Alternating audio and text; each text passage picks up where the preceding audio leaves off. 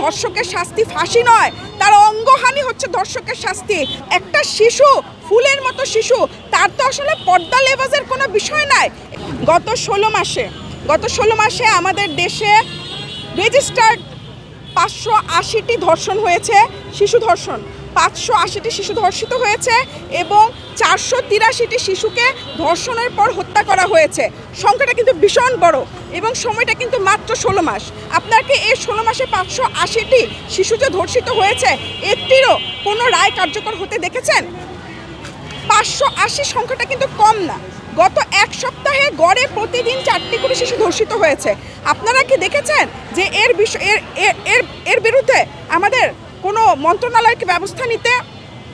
না, আমাদের কোনো মন্ত্রণালয়কে আপনারা ব্যবস্থা নিতে দেখবেন না। একইভাবে আপনারা যদি বিচার ব্যবস্থার দিকে তাকান তাহলে সেখানেও দেখবেন যে আসামি পার পেয়ে যায়।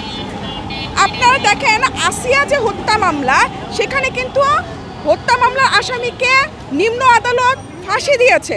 উচ্চ আদালতে কোন নির্লজ্জ অ্যাডভোকেট সেটার আবার আপিল করেছে এবং সেটা বর্তমানে রায় কার্যকর না হয়ে ঝুলছে। সব মশার বিরুদ্ধে সুরক্ষা দিতে এলো বসুন্ধরা এক্সট্রিম অ্যারোসল, মশার বিরুদ্ধে এক্সট্রিম সুরক্ষা। বাংলাদেশে বিচারের সংস্কৃতি নেই। ধর্ষণ একটি মধ্যযুগীয় বর্বরতা। ধর্ষণকে আমি মধ্যযুগীয় বর্বরতা বলবো। তার কারণ একটা শিশু, ফুলের মতো শিশু, তার তো আসলে পর্দা লেবাজের কোনো বিষয় নাই। একটা শিশু, আপনারা রামিসাকে দেখেন, মাত্র 7 বছর বয়সের একটা বাচ্চা। আপনারা কি দেখেছেন রামিসার বাবা কি বলেছে? রামিসার বাবা বলেছে তার বিচার চাই না, কারণ বিচার হয় না। এটা শুধু রামিসার বাবার কথা নয়, এটা বাংলাদেশের প্রত্যেকটি বাবার কথা, যে বাবার ঘরে একটি কন্যা সন্তান রয়েছে। মাননীয় প্রধানমন্ত্রীরও কিন্তু একটি কন্যা সন্তান রয়েছে। আমি একটা কথা বলতে চাই, আপনারা দেখবেন যে যখন অ্যাসিড সন্ত্রাস বেড়ে গেল, তখন কিন্তু তৎকালীন প্রধানমন্ত্রী বেগম খালেদা জিয়া, অর্থাৎ আমাদের বর্তমান প্রধানমন্ত্রীর আম্মা, উনি এমন একটা ব্যবস্থা নিয়েছিলেন যার মাধ্যমে অ্যাসিড সন্ত্রাস কিন্তু নিয়ন্ত্রণে চলে এসেছে এবং এখন পর্যন্ত মানুষ অ্যাসিড ছুটতে ভয় পায়। তার মানে বিচার হয়েছে। যতক্ষণ পর্যন্ত না বিচার হবে ততক্ষণ পর্যন্ত আপনারা কোনো সুফল পাবেন না, কোনো প্রতিকার পাবেন না।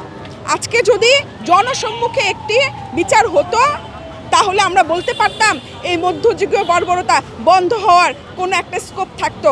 যখন প্রশাসনই বলে এটা কি বিচার করা সম্ভব, যখন প্রশাসনের স্বরাষ্ট্রমন্ত্রী বিছানায় বসে বসে ধর্ষিত সন্তান এবং সদ্য সন্তান হারানো বাবার পাশে দাঁড়িয়ে কথাটি বলে, তখন কিন্তু একটা জিনিস সবার চোখ যায়, বিচার নাই, বিচার নাই।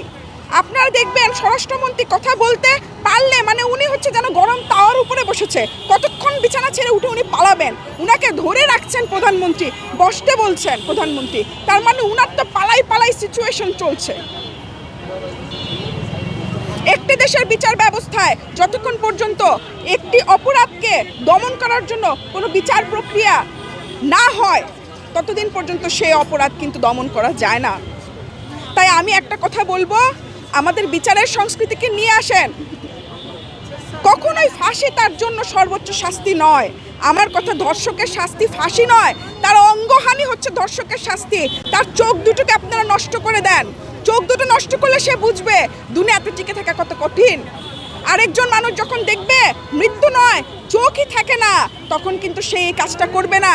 আমাদের ধর্মে কি বলা হয়েছে? নজর সংযত করো। হে পুরুষ, নজর সংযত করো। কিন্তু পুরুষ তো আর নজর সংযত করে না। আজকে একটা ধর্ষণ হইলে সেটা শিশু হোক কি বৃদ্ধ হোক কি মধ্যবয়স্ক হোক, সে দোষটা ঘাড়ে চলে যায় ওই নারীর। আপনারা দেখবেন আসিয়া হত্যার মধ্যে নিচে কত বিশ্রী কমেন্ট এসেছিল। এগুলা কারা করেছিল বলেন তো দেখি? এই দেশেরই মানুষ করেছিল। আপনারা দেখেন এই যে রামিসা মারা গেছে, তারও কিন্তু পোস্টে, আপনাদের যে নিউজের পোর্টালগুলো নিচে যে পোস্টের কমেন্ট সেকশন দেখবেন, কার্ডের নিচে কত সুন্দর কমেন্ট আছে। এগুলো কারা করে? এগুলো এই দেশের মানুষই করে। আজকে যদি আপনি মানুষের মধ্যে ভীতি না তৈরি করতে পারেন তাহলে বিচার প্রতিষ্ঠিত হবে না।